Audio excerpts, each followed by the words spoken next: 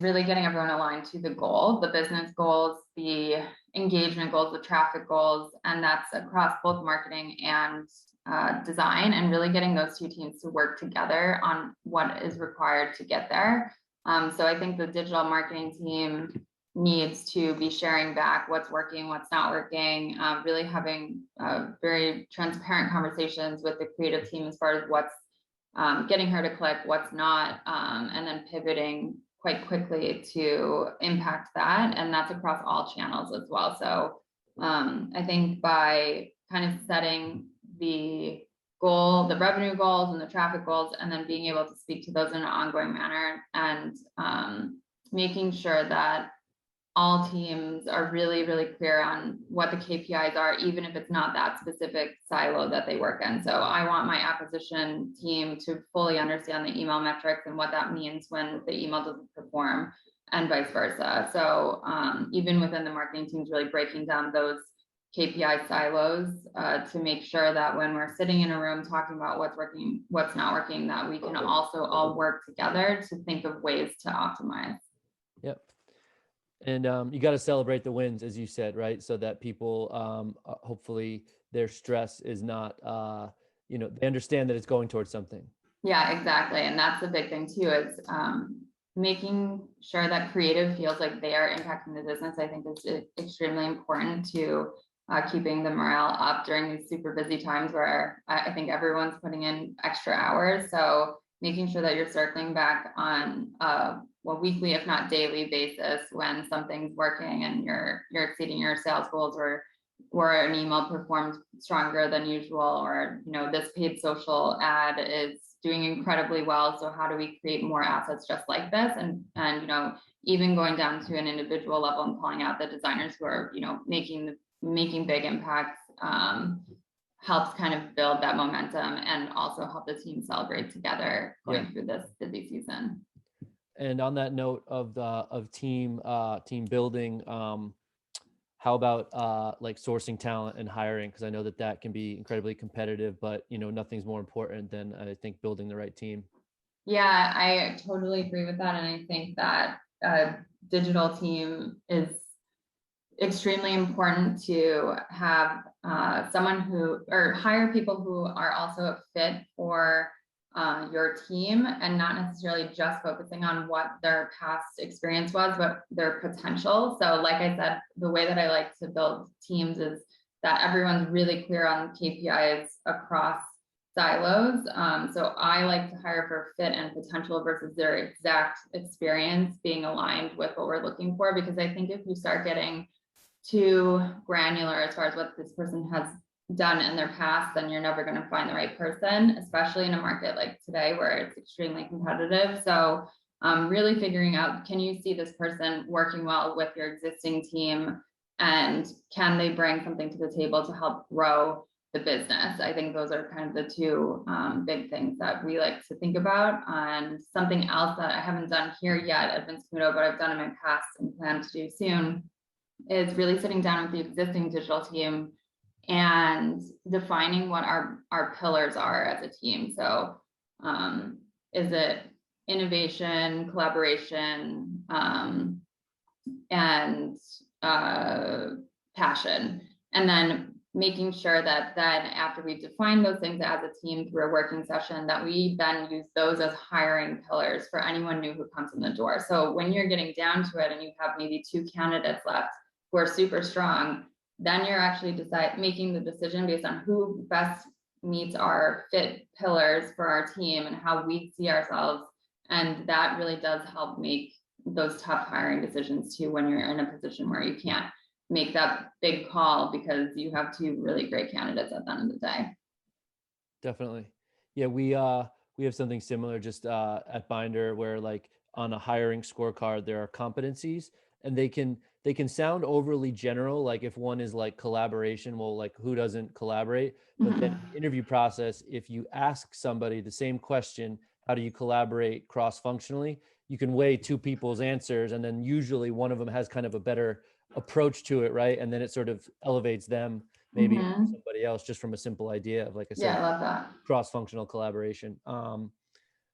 Awesome. And so I think another interesting area for the people on the call here is the idea of like finding efficiencies or the changing nature of even what are creative up to, what are Mhm. they delivering in formats, in style guides, in anything. So it's like, what are some of the things you've noticed since you've been at the Camuto group now for a couple months?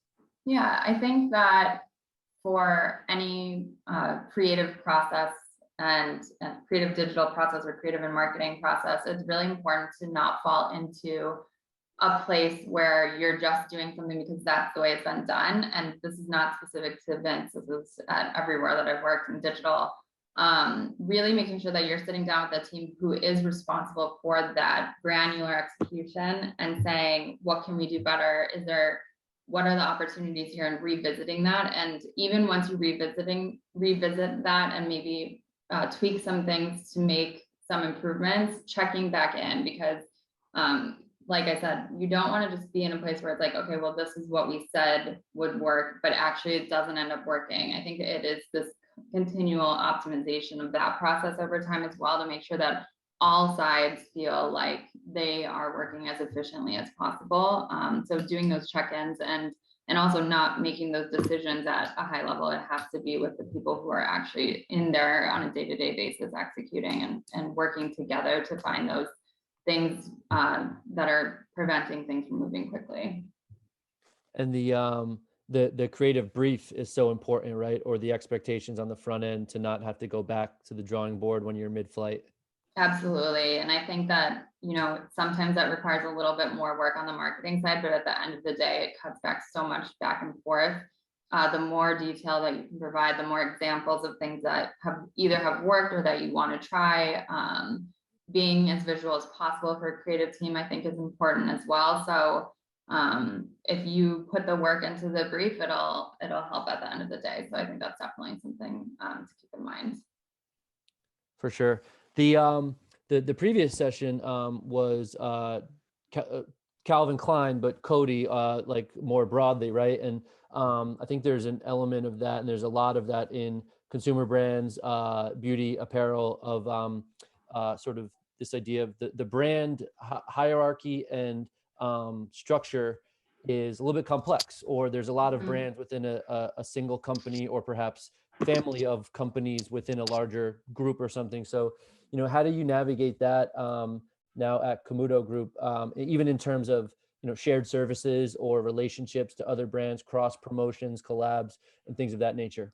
For sure. So Camuto Group is part of DBI under the DSW umbrella as well. So we work with a shared services team that helps with both DSW, Camuto Group, and then DBI Canada. So we work together on prioritizing our IT projects that get pushed either across all brands, or prioritizing those things going into the next quarter, the next year, of what brands will be doing something differently and why. So really planning those things out strategically with our brand partners from that standpoint. And then under the Camuto Group, we also have other brands like Jessica Simpson. So that project workflow is a little bit separate from the VC.com workflow, but it all flows into the same design team, the same brand marketing oversight. So really, again, I think documentation of the processes is key to help make sure that you're being as efficient as possible when there's all of these moving parts. Yeah. And are there any like ratio of creative projects for like one brand versus the other that like is expected, or more about just like the promotion and sales schedule that then creative follows, or how does that work? Sure. So I think for VC.com, the way that we think about it is we look at it 1 month at a time from a calendar view and figure out how many editorials do we need, how many days will we be on promotion, how many paid social changeouts will there be that month, how many homepage changeouts will there be that month, and then on what days do those kind of align. And I think that's a whole process as far as also thinking about your briefs. Should the briefs be 360, where on one day we're going to talk about red heels across email, site, and social? Does that all sit in one brief, or are you turning in 3 different briefs and figuring out what works for your teams and your creative teams? so that they can holistically think about something, I think is something to think of, to consider if you're trying to find efficiencies in those processes. Yep.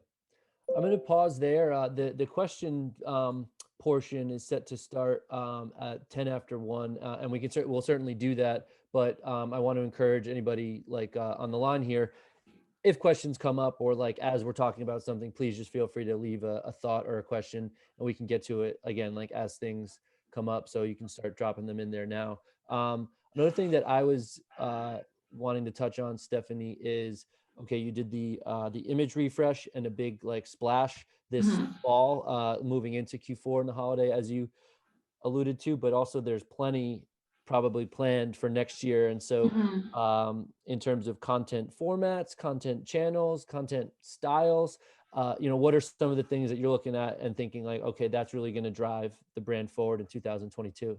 Yeah, I think video is going to continue to be a big focus for us. So we did get some video assets for the fall campaign, and we really want to continue the momentum that we're seeing, because we're also running ads on YouTube, we're running ads on TV on demand. And I think once we have some hindsights from that, it's not even been 30 days yet. I think we will be leveraging that to really build out the content strategy for next year as it relates to video. And then I think some of the other things that we're working on is really just getting a better understanding of our customer base and what she's looking for and how she's shopping, and defining really what our customer level goals are. What's our CLV goal? What's our new customer goal for next year? And then building the strategies to support those goals is next on my agenda to get done before the end of the year. And then I think, like I mentioned at the beginning of the call, we also do have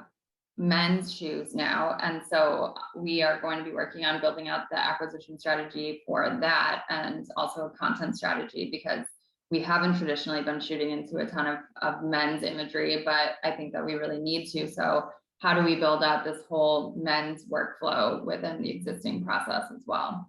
Yeah, that's really interesting. Is there a lot of like groundwork there? Because it's like a whole new buyer, likely a whole new lifestyle moments or like emotional triggers, right? So how does that all work?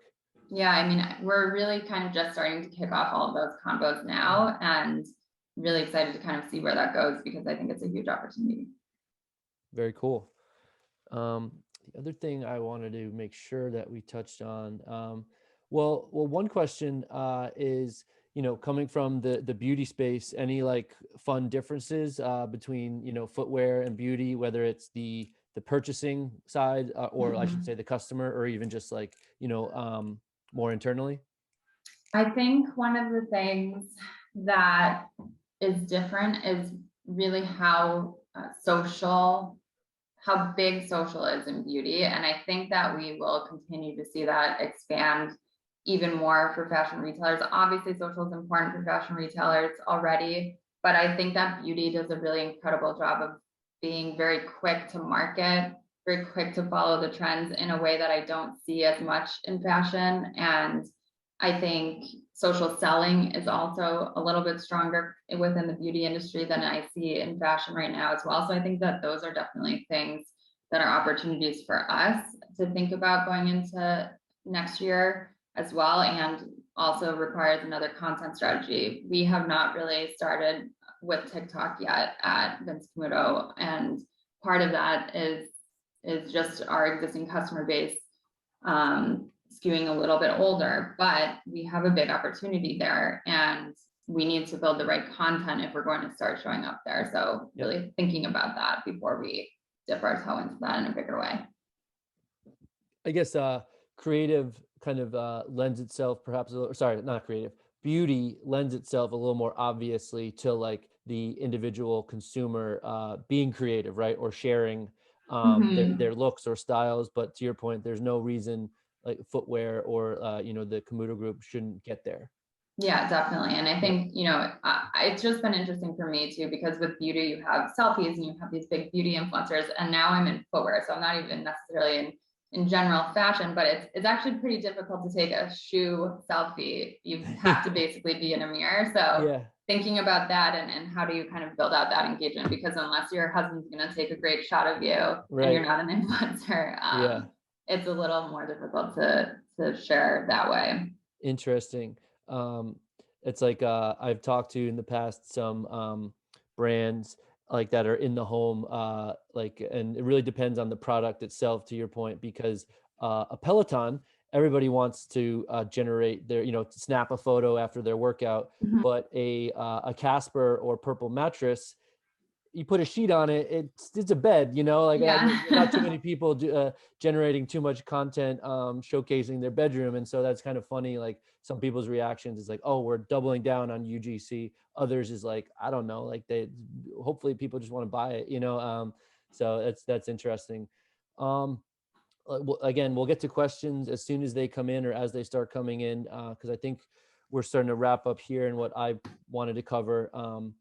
Another thing is more, I just wanted to hear from you, Steph, on like advice, or, somebody who is perhaps a first time manager this year. I mean, we've got Mhm. remote work going on. We've got the holiday push about to commence. We've got some supply chain challenges on a macro level that you hinted at. So what would your advice be to, yourself on your first year of doing all this type of stuff?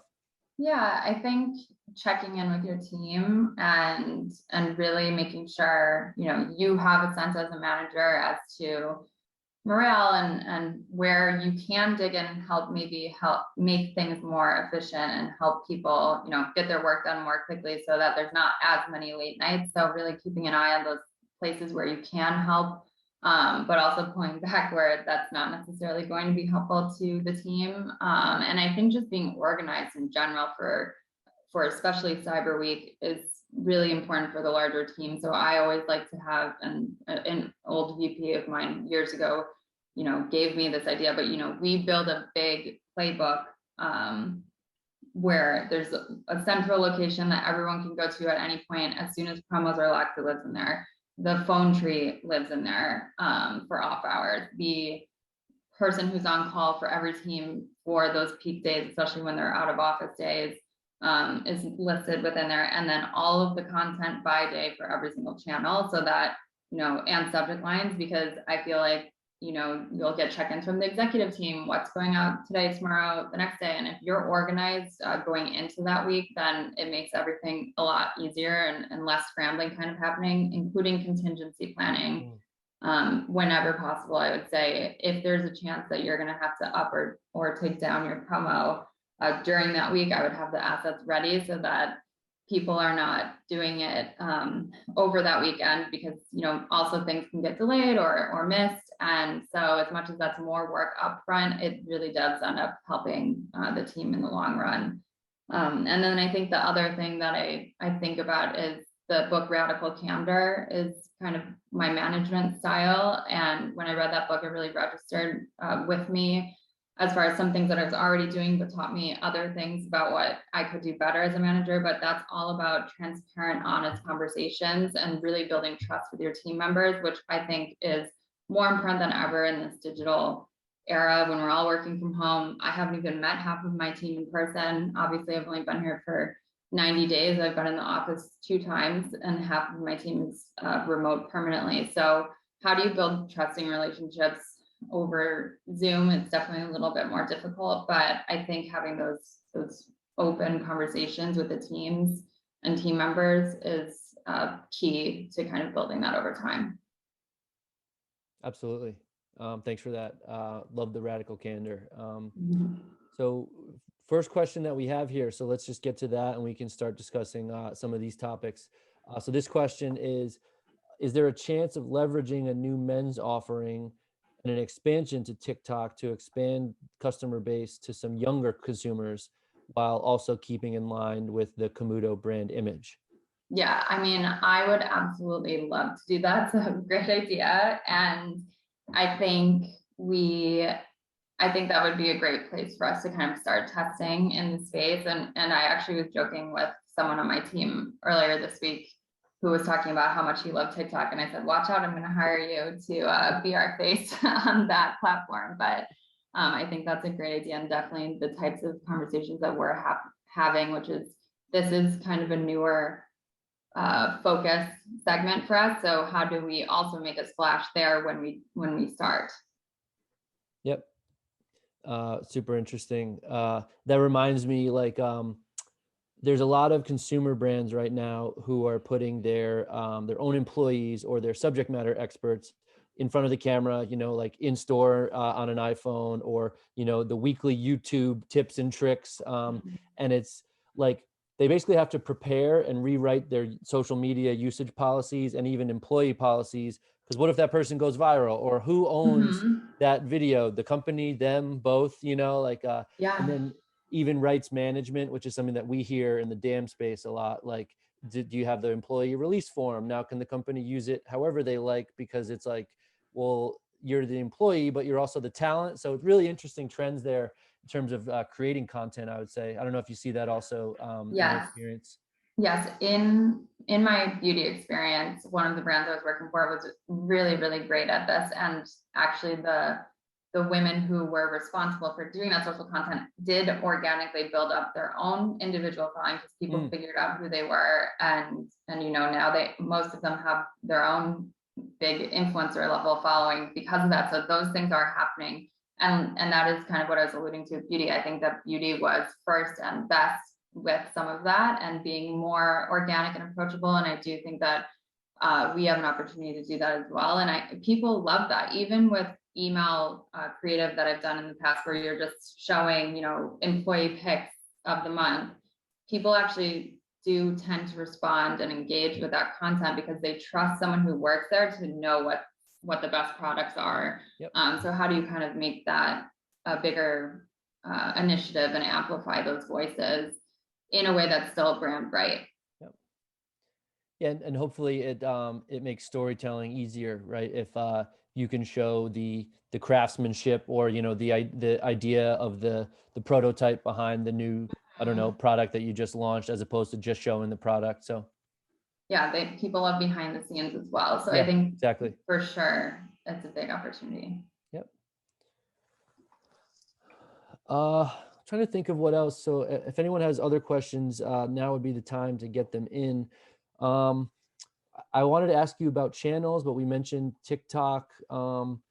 In terms of next year, one thing that we had talked about that I think is just in line with a lot of the strategies you've mentioned thus far is being a reliable source of content, or Mm. having a mix of the product and transaction and promotional content, but also more of the brand, or where do people go for inspiration, instruction, as well as just sort of shopping experiences, right?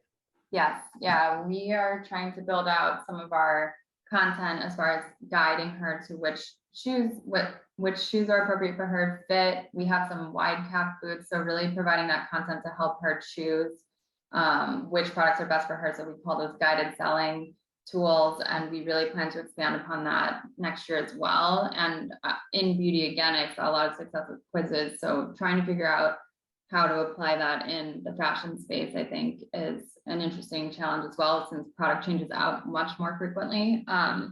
But another marketing tidbit I learned from an old VP is people love the word you. And so the more that you can teach a customer about themselves or engage with something that actually provides something personalized with them, like a quiz, the more clicks and engagement you'll get over time. And what we want to do is really build that behavior of them trying to come to us to find what's next in fashion and footwear, and be excited to come to vincecamuto.com. Very cool. Yeah, anything interactive is always good, right? If it's natural, or if people don't mind engaging with it. I think type Mm-hmm. form can be awesome if applied, in the right way. Yeah. And I don't know if there's like specific opportunities that you have in mind, or like more about building a look or something like that could be, I guess, interesting, Mm-hmm. right, in your space. Yeah, I think we actually have such a wide range of offerings, from really dressy sandals and heels to we're going to have slippers launching in 2 weeks. And so we have the whole realm of shoes that you might want. And so really helping her select which ones Mm, might be best for her is kind of how we're thinking about it. awesome. And this is just like something that just came to mind, but along these lines, when it comes to engagement, like, uh, anything on the horizon, or even like, I'd love to hear your thoughts on more subscriptions in this space, or in consumer brands, like X dollars per month gets you all the exclusives plus X amount of products, or things like that, which I think, at least, people say that is where a lot of this could be heading, or what a lot of Hmm. consumer brands want to wrap their head around, the way that, a lot of other industries such as software and other Mhm. um, product deliveries are more like recurring revenue via subscription. Yeah, we actually have not discussed that here yet.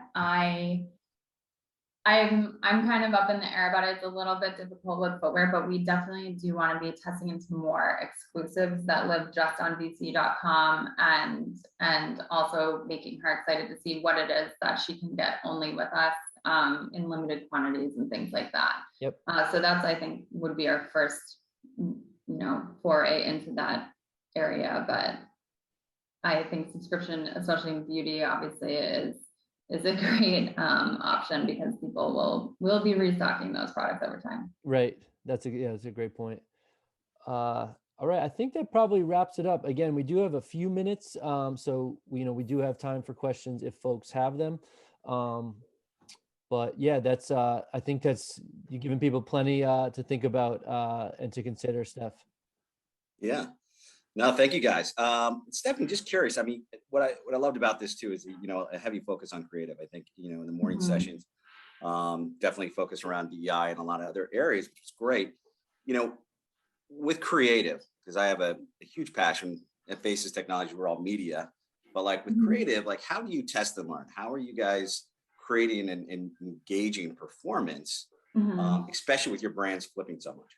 Yeah, I think this is very big for me, from a marketing standpoint, is building out, making sure that we have a testing and learning roadmap for each channel, and then actually following through on those and making sure that they are very structured roadmaps. So, Q1, we're going to test creative click-through rate with an email. Q2, we're going to test open rates via subject lines. And then within those 3 months, like, what are the 3 different things that you're going to be testing to get the subject line testing structured appropriately, and then actually taking those learnings and leveraging them. So I think, if without building the structure behind the tests, like, you can run as many tests as you want, but if you're not then also taking the time to recap the learnings, really understand them and leverage the wins, including very visually showing the creative team what's working and what's not working, then there's not really a point. I think there needs to be some organization behind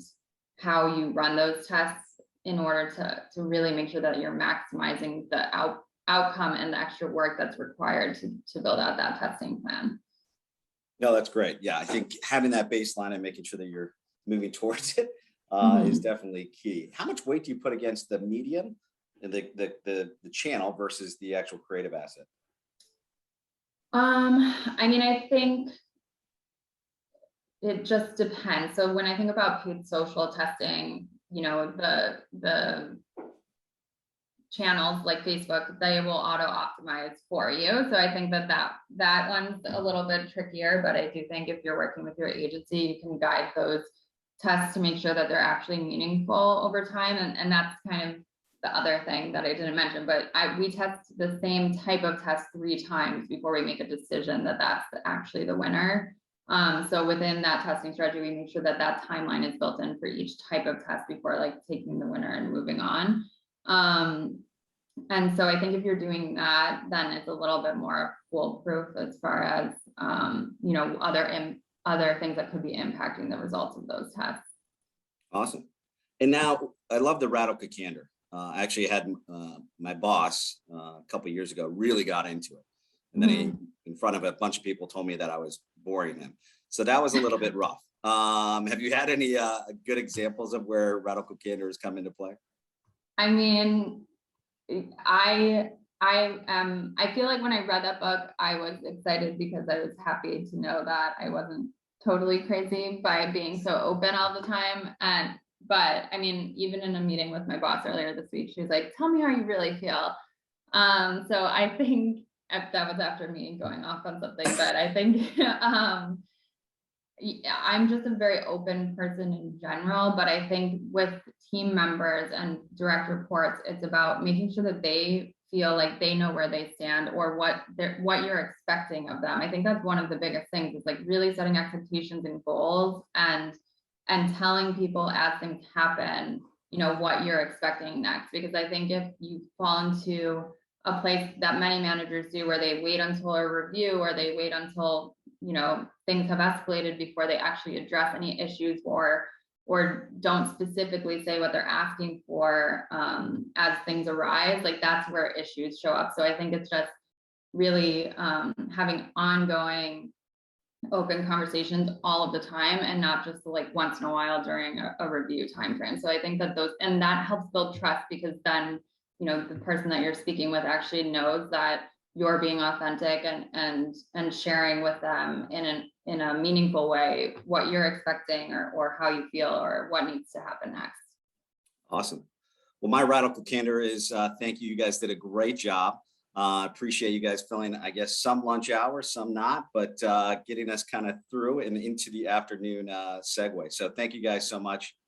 To continue on today, we're going to stay within the beauty category, and very excited to welcome Samir Ugarwal. I'm hoping I got that correct. He was the Vice President of North America Marketing for Clinique, and our moderator, Delaney Fernando, is the Vice President of Marketing at a Chicago-based Friosk, the only omni-channel discovery platform with in-store automated sampling. She joined Friosk in October of 2020 to lead the integrated marketing programs, including brand, product, and partner initiatives. Prior to that, she spent 10 years at Molson Coors in brand marketing, digital innovation, new product development, and portfolio strategy. So a very nice blend of beauty and I guess some booze, but we won't go too much into that. It is getting to the afternoon, so we may have to. But anyways, I will pass it over to you. Thank you so much for joining us. Thanks, Tyler. It is a Friday afternoon, and we are probably one of the few things standing between people and a beer. So thanks. And we certainly didn't make it easy on the names. I'm Delaney Fernando, VP of Marketing, as Tyler just introduced. And Samir, it's great to see you, and excited to be talking about a category that I know we both have a lot of passion for. Yeah, absolutely. And thanks to all of those who are joining us virtually as well. Samir and I are really going to deep dive into this idea of modernizing a legacy brand. And I think, Samir, it probably makes sense when we think about where some of those big iconic brands are born, is to take it to retail. Sure. And for me, at Friosk, we are proponents of modernizing what the discovery experience can be in store, because even though e-commerce has certainly been on the rise, it's still just a fraction of what's happening. Shoppers go in store, shoppers discovery in store, and we really believe in digitizing those discovery experiences. That discovery should be joyful and engaging, and not necessarily at the expense of making it measurable for brands and really understanding those connection points that they have with their consumers. So when I think about my own experience with Clinique in retail, I think about high school. Mom takes me to the physical store, the department store that was like an hour-and-a-half drive away, and I get to have everything tested on me, and I'm introduced to the 3-step system. Talk to me about the brand and the role of the retail environment for you, and how you think about modernizing in store. Sure. I mean, those are great questions. And starting in retail is exactly right. Because, when you think about Clinique and you think about some of these big legacy iconic brands, a large part of what makes the brand special is because of the incredible, unique experiences that you used to be able to have when you walked the Clinique counter, just like you said, right? Like everybody I talk to about our brand is like, oh, I remember the time my mom first took me to that counter in my local Macy's or my Dillard's or my Belk. And so much of like the brand and what the brand means for people is about those moments of really special connection, right? If you think about that moment that you had with your mom, it was a mother-daughter moment of connection, her sharing something special with you about what the Clinique brand meant to her. And it was also potentially like a really special brand experience because you met with a consultant at the counter who was like super well educated on our products, who could really understand your skin, help you think about it differently, and gave you really valuable insight into our products and your skin, right? And in today's world, so much of our identity as Clinique was linked to department stores, right? Like it's really hard to separate the idea of what do people think of Clinique from what they thought of the Clinique counter. And so it's a big challenge for us as we think about how the world of retail has evolved, both in terms of people's expectations, the channels that they're shopping in, and how we bring that same level of experience. And when we took a step back for our brand, that we really thought about like what was really fundamental about that experience that you had at the counter and that other people had. And it really was about two things. It was really about, first, education, right? Clinique has been a brand that helped demystify skincare and makeup throughout its history by educating consumers about what our products can do, how to use them. So the 3-step system is a great example of like, it's just simple, 1, 2, 3. And then the second part of it is really skin diagnosis, right? Really trying to get people to understand what is it about your skin specifically that's going on, and what are the right products for your skin specifically that we can solve those issues. So if you think about modernizing those two aspects of the experience, Delaney, to getting to your question, it's like, when it comes to education, one of the things we try to do is just create more ways that consumers can interact with education content, right? And so COVID has been really interesting for us, right? Whether it be creating a whole system of live streaming that we consistently are doing with our expert makeup artists, our expert consultants that can do that so people can access those things. We've created one-to-one connections on our website so people can actually like live chat, obviously, with people and say like, hey, I've got this question. Can you help me understand it? And then when it comes to like skin diagnosis, we've done a lot of work to actually digitize the experience, right? Like, I don't know if you guys have, some people might remember, we have this famous thing we talk about, the abacus, which is like the sliding scale of diagnosis. But now we have like a completely digitized app called Clinical Reality, where you can actually do a skin scan via your phone, and you can do it via iPads in store. And so we've integrated that on QR codes at different shelving units in different stores where there aren't people to help you. We've got the iPads in store for you to do it yourself if you're in those stores. So we've really tried to go back to those two fundamentals of education and diagnosis, and really try to like digitize them and give people greater access to them. So that way they can get the information they want the way they want it, and still comes from Clinique as a brand that is there to support you and go through your sort of skincare and makeup journey. Yeah, that's fantastic. I think seeing how the beauty industry has adapted and adopted digital has been really interesting. And for us, we saw that certainly in the uptick during COVID, where digital and the sampling and the safe sampling became so important for shoppers. And I'll tell you, I saw just recently that Clinique got into the NFT game. I didn't ever, who knew? And so when you think about, competing against direct to consumer brands who have traditionally been the ones who have a little bit more swagger in the social space, how does a brand with so much, iconic heritage show up in those channels authentically? And how are you thinking about bringing that brand to life?